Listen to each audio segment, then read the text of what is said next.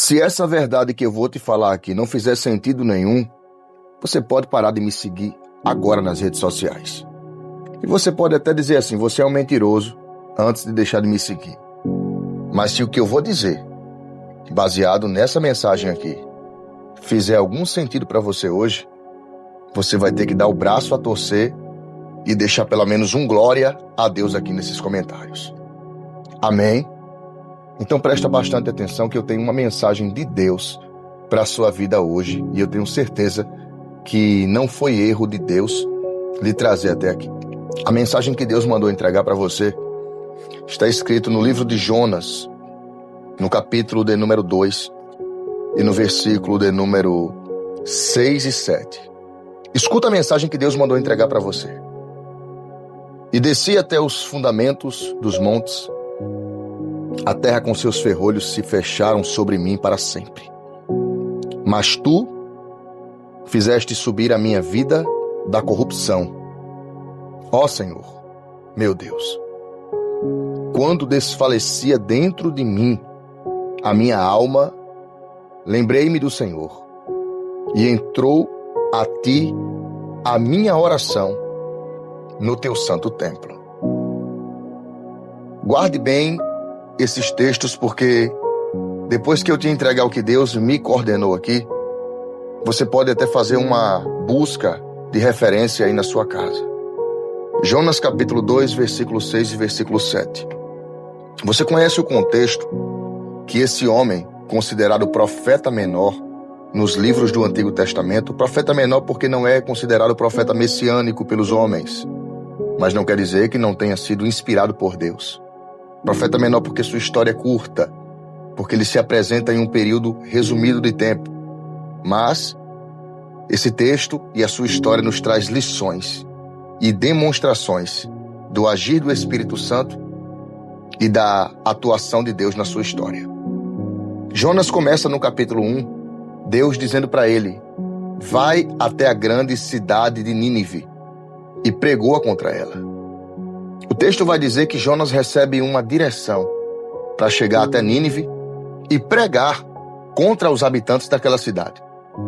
Em nenhum momento os textos nos enriquecem, os textos nos informam do que Deus falou a mais ou a menos para Jonas. Jonas recebe a informação, mas ele não coloca em prática. E ele vai até o porto de Jope e pega uma embarcação que o levaria para a cidade chamada de Tarsis. Ele foge, ele muda o rumo, ele muda a rota. Algumas coisas que muita gente deixa escapar. Aqueles que moravam em Nínive, os ninivitas, eles eram homens cruéis, truculentos, assassinos, perigosos. O rei da época chamava Assur-Nazipal. Para quem acha que eu estou falando bobagem, pesquisa, leia e releia livros extras bíblicos, conteúdos de informação da cultura de época e depois a gente conversa.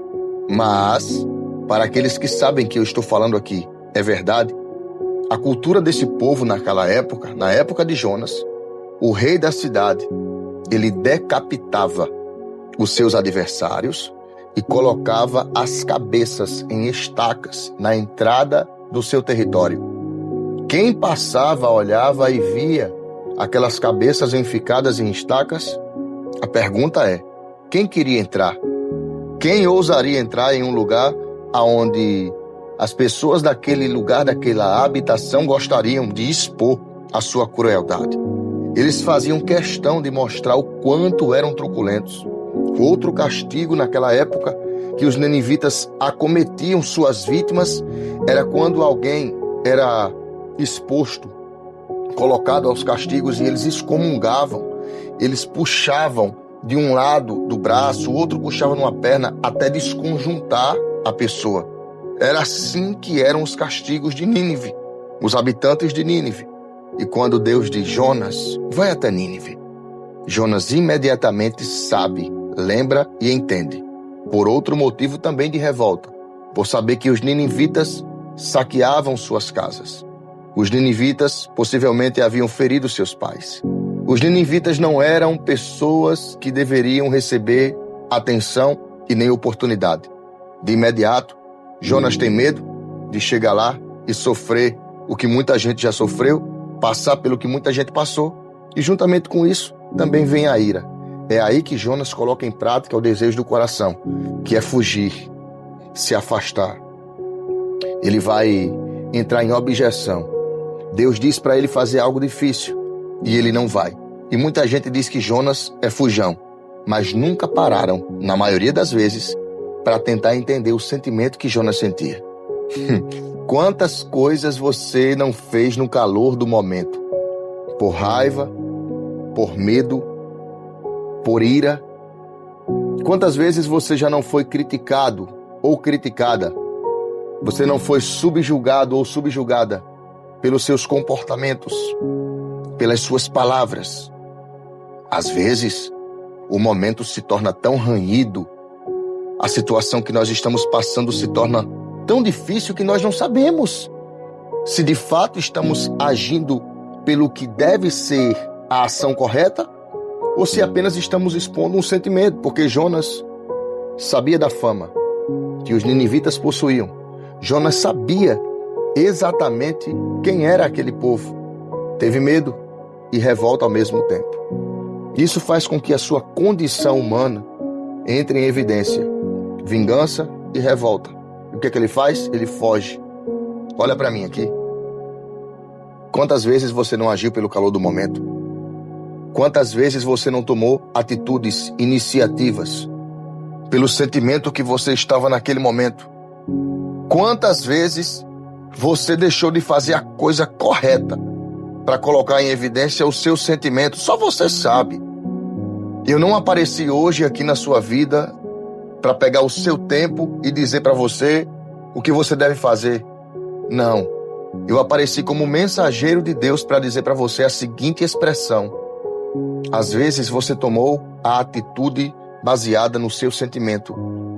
Você disse coisas, você foi a lugares, você expressou sentimentos porque foi o que você tinha naquele momento. Aí escuta, quando Jonas age desse jeito, a consequência vem no capítulo 2 do seu livro. Porque toda uma embarcação recebe um processo de Deus por não vir da parte de Jonas uma consciência.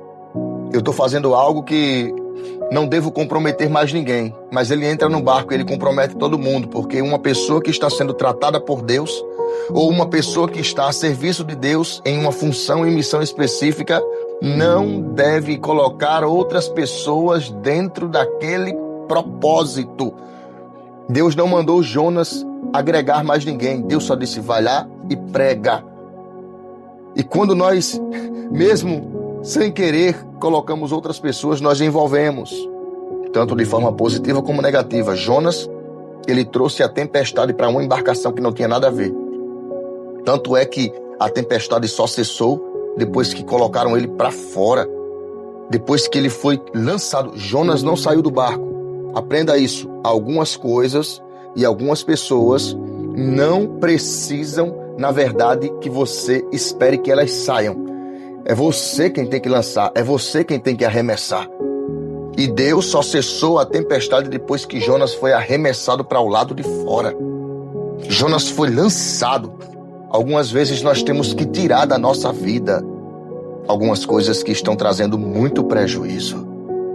Algumas vezes nós temos que trazer a consciência que se esse controle aqui está me trazendo muito prejuízo, eu tenho que começar a tomar algumas atitudes diferentes com ele. Você não precisa esperar que as pessoas queiram se retirar da sua vida, mesmo trazendo problemas.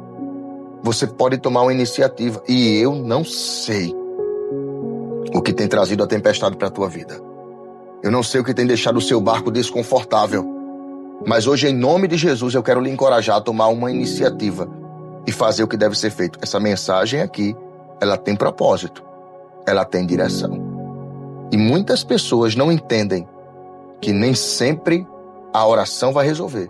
Porque às vezes nós estamos orando no momento de agir. Você entende isso? Presta bastante atenção. Às vezes é assim. Se você for uma pessoa religiosa agora, você vai sair da mensagem, você nem vai continuar ouvindo a mensagem. Mas se você não for uma pessoa religiosa, for uma pessoa espiritual, uma pessoa cristã, porque Jesus Cristo nunca pregou religião, você vai entender isso aqui. Presta muita atenção.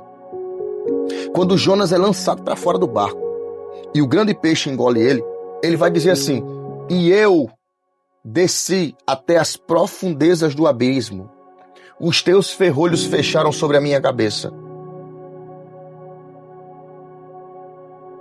E lá de dentro, versículo 7, quando desfalecia dentro de mim a minha alma, eu lembrei-me do Senhor. E entrou a ti a minha oração. Sabe aonde é que Jonas está orando? Ele, nas palavras dele, ele define que ferrolhos da terra trancaram. Eu não sei o que foi que ele viu, mas o que ele viu foi tão forte, mas tão forte, que a única forma de entendimento que lhe veio naquela proporção foi ver ferrolhos. E o que é ferrolho? Algo que trava. O que Jonas viu, talvez não de forma literária, mas na sua compreensão humana, foi algo que fechou. E ele sabia que ele não poderia sair dali. Quando ele entende que ele não tem condições humanas, sozinho de sair dali, ele pede recurso, ele pede auxílio. E ele vai dizer que a oração dele entrou diante de Deus no Santo dos Santos. Presta muita atenção. Por isso que eu te falei que se você for uma pessoa religiosa, você não vai receber isso. Os religiosos não entendem que para clamar a Deus com fé não é no templo. É delicado o assunto, mas eu vou falar. Muita gente ainda está bitolada com um sistema religioso, achando que você só tem comunhão com Deus se você for a um templo feito por mãos humanas. E o que é feito lá, Roberto, é errado? Nunca, jamais. Aqueles que fazem algo para a glória de Deus, seja dentro de um buraco ou no espaço aéreo, é louvável. Mas Deus não depende de lugares. Você lembra do que está escrito, capítulo de número 3? Deixa eu só conferir aqui para não falar besteira. Olha só. A samaritana, segura aí um pouquinho, segura aí. Evangelho de Jesus, escrito por João, capítulo 4. Ela faz uma pergunta para Jesus assim: mas aonde é que nós te adoramos? Uns dizem que é em Gerezim, lá no monte. Outros dizem que é em Jerusalém. Aí Jesus vai responder para ela assim: nem em Gerezim e nem em Jerusalém, mas a hora vem, e é que o Pai procura a tais que o adorem em espírito e em verdade. Mas Jonas está fazendo uma oração, Roberto, de pedido de socorro. E quem lhe disse que uma oração só deve ser de gratidão? Quando você se conecta, isso aqui é muito íntimo, quando você se introduz no seu interior, buscando respostas, direções de Deus, o autor, o consumador, aquele que lhe gerou, o dono do seu DNA, ele entende isso. É aquilo que o salmista disse no Salmo 139. Não havendo palavra nenhuma na minha boca, isso o Senhor sabia. Quantas orações você não fez em silêncio, deitada na sua cama? Orações de socorro, pedindo a Deus refúgio, e Deus lhe atendeu. Quantas orações de gratidão você não fez sentado na privada de um banheiro, do seu banheiro ou em algum banheiro por aí? Quantas orações eu já não fiz enquanto tomava banho, esfregava o sabão ou o shampoo no meu cabelo, na minha cabeça, e Deus renovava a minha fé. É por isso que eu estou fazendo questão de bater nessa tecla: não seja religioso. A religião é uma palavra que tem origem latim, e no latim quer dizer religar o homem a Deus. Mas como religa um ser humano a Deus? em algo que existem tantos protocolos criados pelos homens. Jonas conseguiu entrar em um momento de comunhão com Deus em uma situação de aflição. Às vezes Deus vai permitir que algumas lutas nos tragam para a presença dele. Às vezes Deus vai permitir que algumas enfermidades despertem em nós a consciência do quanto somos dependentes dele. Às vezes Deus vai permitir algumas percas para agregar em nós o raciocínio que somos seres humanos. Mas, na realidade, como disse um grande pensador, nós somos seres espirituais tendo uma experiência humana, porque somos feitos à imagem e semelhança de Deus. Mas dadas as circunstâncias, a correria do dia a dia, as nossas metas pessoais, passamos a viver mais uma experiência humana do que espiritual. E hoje, Deus marcou esse encontro aqui para você e com você. Você vai fazer uma coisa aqui agora pela fé. Tem coragem de escrever aqui nesses comentários? Eu quero ler esse comentário. Tem coragem de escrever aqui nesses comentários assim: eu sou de Deus. É simples, mas é muito forte. Porque ser de Deus abrange uma série de coisas. Roberto, quem é de Deus comete erros? Com certeza, porque somos humanos. Quem é de Deus falha? Sempre. Quem é de Deus fracassa? Sempre. Então, o que me faz ser de Deus, se eu cometo tantas falhas e erros, é admitir que você precisa desse auxílio dele, dessa ajuda dele. Acima de qualquer compreensão, entender que sem ele você não é nada. Acreditar no sacrifício de Jesus para nos trazer a salvação e a consciência racional de que a salvação não é mérito seu. Jesus morreu por mim, estou salvo. Você crê no sacrifício? Amém. Está assim. E os meus pecados me afastam do sacrifício de Cristo? Nunca. Nunca. Como disse, ou melhor dizendo, como dizem alguns pensadores, uma vez salvo, sempre salvo. Ah, então porque eu sou salvo eu posso fazer isso e aquilo outro. Não estou falando isso. Eu estou falando que a marca da cruz não sai de quem crê. Mas quem crê na marca da cruz sabe os sacrifícios diários do cotidiano que precisam ser feitos. Eu sei o quanto eu preciso lutar contra a velha criatura que todos os dias quer nascer dentro de mim. Eu sei o quanto eu preciso lutar contra o velho homem que todos os dias quer aflorar, quer sair de dentro, quer gritar. Eu sei o quanto. Você tem suas lutas, você tem suas dificuldades. E aonde você estiver, nunca esqueça, você não é de Deus porque tem uma credencial de uma igreja que tem um nome de peso, um templo.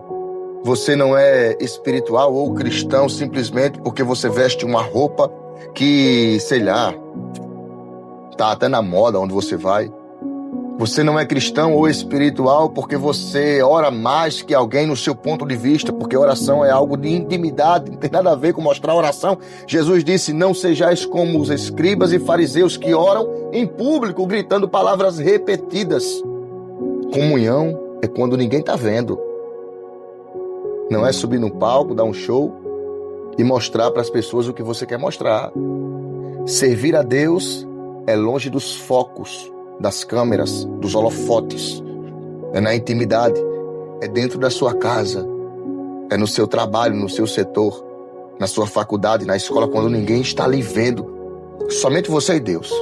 Quem é você quando ninguém está lhe vendo?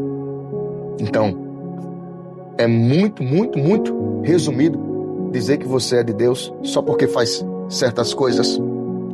Faça o seguinte: tenha uma vida com Deus de testemunho próprio. Pense em você. Você entende isso?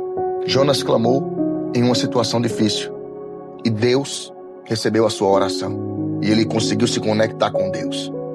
E nesse momento aqui, Deus está falando com você. Você pode ter comunhão com Ele onde você estiver. Se conecte, ore, busque, clame, porque eu tenho certeza que lá do céu Deus está lhe ouvindo. Eu posso orar por você hoje? Então coloca o teu nome aqui. Eu quero fazer essa oração. E nessa oração eu quero pedir a Deus duas coisas específicas e muito importantes. Eu quero pedir a Deus nessa oração que toda dúvida que você possa ter e que o adversário possa tentar colocar na sua mente caia por terra. Toda dúvida de quem você é para Deus. Toda dúvida do que você possa pensar de forma negativa que Deus não venha receber, mesmo você lutando e se esforçando para ser uma pessoa melhor. Vamos orar? Eu prometo que não vou ser extenso, mas eu vou pedir apenas o que é necessário. E nessa corrente de fé, você já vai compartilhar com mais uma pessoa. Clica nessa seta que está aqui aparecendo e manda para pelo menos 3 ou 4 pessoas. Roberto, eu não estou vendo a seta. Então clica aqui, ó, em 3 pontinhos, copia o link e coloca aí nos teus status, nas tuas redes sociais, porque eu sei que você fazendo isso, outras pessoas vão ser abençoadas. Vamos orar? Senhor meu Deus, mais uma vez eu te agradeço por cada vida dessas que chegaram aqui, por cada guerreiro, cada guerreira, cada filho e filha que tem suas dificuldades, adversidades, pessoas, meu Deus, como eu, pessoas como outras pessoas que a cada momento têm lutado, buscado, guerreado, têm feito o seu melhor para serem pessoas ainda melhores consigo mesmas. Pessoas que têm suas dificuldades no dia a dia, na luta, na batalha. Eu apresento cada vida dessa em tuas mãos hoje. E eu peço, meu Pai, em primeira mão, fortalece essa mente ao ponto de ela não ter dúvida daquilo que o Senhor tem com cada uma delas e o quanto elas são importantes. Que o inimigo e o diabo ou qualquer pessoa que queira se opor à sua vontade caiam por terra e que essa pessoa não esqueça o quanto ela é importante. Tão importante que o Senhor se sacrificou na cruz do Calvário. E o segundo pedido, meu Deus, é que assim como Jonas conseguiu se conectar com o Senhor, fazendo uma oração, um pedido de socorro em um momento de aflição, que nós possamos nos conectar contigo, não somente em um momento de necessidade, mas que nós te enxerguemos em qualquer circunstância, para agradecer, para te buscar, para te adorar. Porque sem o Senhor, nada podemos, nada seremos e nada fazemos. E dessa forma, meu Pai, eu coloco todas essas vidas em tuas mãos. E em nome do Pai, do Filho e do Espírito Santo, eu peço hoje, quebra correntes e cadeados e dá vitória a cada filho e filha, em nome de Jesus Cristo de Nazaré. Amém. Olha para mim. Você vai fazer agora um compromisso entre eu, você e Deus. Você vai sair agora, depois que terminar a mensagem, mas você vai primeiro compartilhar essa mensagem. Não esqueça de curtir, deixar o gostei antes de sair, ou então apertando um coraçãozinho se aparecer aqui. Mas é muito importante, porque através disso, a plataforma entende que o conteúdo é muito positivo, é um conteúdo muito essencial, e você vai fazer com que a plataforma distribua essa mensagem para outras pessoas. Então você se torna um mensageiro de Deus também. Eu talvez, com certeza, 99% de chance, não terei como lhe recompensar, mas lá de cima, o Deus galardoador daqueles que o buscam e o amam, Ele tem galardão para você. Eu só sou um mensageiro. Cristo é a luz e o foco. E em nome de Jesus, eu lhe encorajo a compartilhar com mais alguém agora. Estende a mão para cá. Que o grande amor de Deus, nosso Pai, a graça salvadora do Senhor Jesus, a comunhão e a consolação do Divino Espírito Santo repousem em sua vida e em sua casa, e você, de posse de vitória, escreve amém, amém e amém. Até amanhã, em nome de Jesus.